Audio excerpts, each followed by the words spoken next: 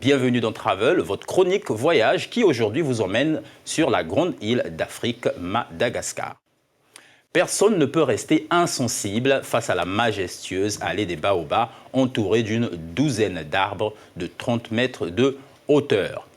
Vieux de plus de 800 ans, ces baobabs connus sous le nom de Renaya, qui en malgache veut dire mère de la forêt, constituent une attraction touristique majeure dans le pays. Ils sont issus des forêts tropicales denses qui ont autrefois prospéré à Madagascar, mais aujourd'hui disparu. Plus loin, on y trouve aussi le baobab amoureux. Son originalité et sa beauté attisent la curiosité et suscitent l'admiration. Sa forme atypique est à l'origine de son nom. L'arbre est en effet divisé en deux et s'enroule, comme vous pouvez le constater, sur lui-même, donnant l'image de deux amoureux qui s'entrelacent. Le paysage est désormais sec et broussailleux, mais les populations devenues plus nombreuses ont décidé de préserver les baobabs aussi bien par respect que pour leur valeur en tant que source de nourriture et matériaux de construction. Mais l'espace n'est pas un parc national, ou du moins pas encore, ce qui l'expose quelquefois à la menace de la déforestation, des plantations de canne à sucre et les feux de broussailles. Autrefois, le site manquait même de centre d'accueil, mais tout semble avoir changé depuis que les autorités locales, en partenariat avec Fanambi, une ONG qui lutte pour la protection de l'environnement dans le pays, ont lancé un programme d'écotourisme pour préserver le site et former les communautés locales pour qu'elles puissent vivre des ressources issues du tourisme. Une ONG qui porte bien son nom, car Fanambi veut dire défi.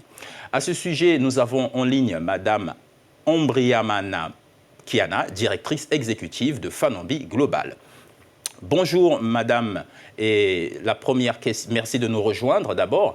Et je m'en vais vous poser donc la première question. Votre ONG a lancé un projet ayant pour objectif la conservation du site des allées des baobabs et l'amélioration des conditions économiques pour la communauté locale. À quel stade en êtes-vous? Alors, déjà, sur l'allée des baobabs, il faut comprendre que ça a commencé en 2005 et il y a eu 35 hectares de rivières qui étaient placés en dessous au niveau des racines des baobabs, qui a causé la disparition de 7 baobabs en tout.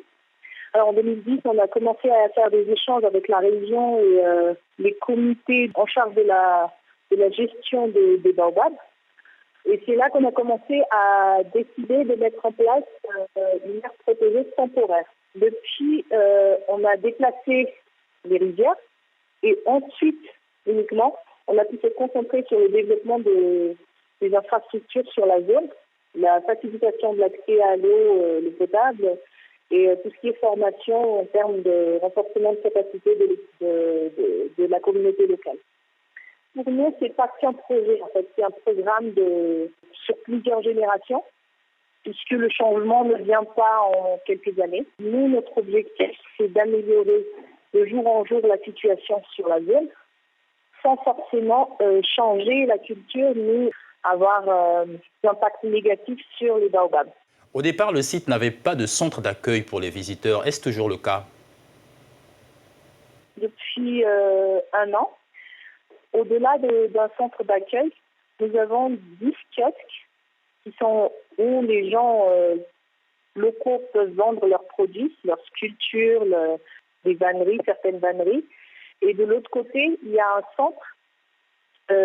un centre d'information, un petit shop où on peut acheter d'autres types de souvenirs et également une zone de restauration, de snacks et de boissons et des toilettes qui n'avaient pas non plus avant.